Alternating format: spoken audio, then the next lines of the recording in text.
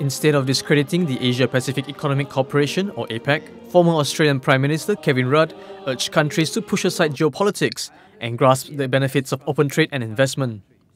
In an interview on the sidelines of the 8th World Chinese Economic Summit in Malacca on Thursday, Rudd said APEC had helped promote free trade throughout the region. You might remember in 1994, there was the Bogor Declaration that we should have eliminated tariffs by 2020, and 2010 by developed countries, 2020 by developing countries. Everyone thought that was mad. By and large, by the way, huge progress has been made against what was then a relatively protectionist region.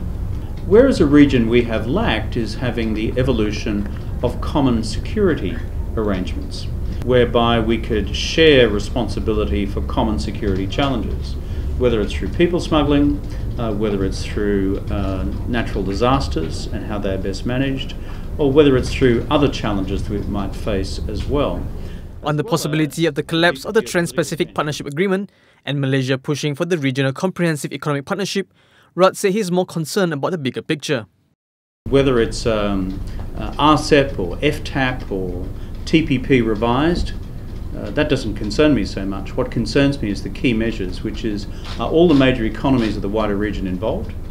And secondly, are we opening the doors to more trade and more investment, or closing some, or just leaving it the same? Remember, the post-75 economic history of East Asia has been written on the back of free trade.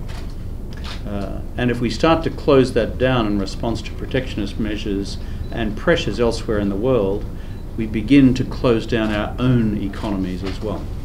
He also lauded Prime Minister Datuk Sri Najib Tun Razak's move to build good bilateral ties with China. On the question of Prime Minister Najib's visit to Beijing, I believe that my good friend the Prime Minister has done exactly the right thing in terms of Malaysian national interests. We in Australia negotiated over a 10-year period a free trade agreement with China.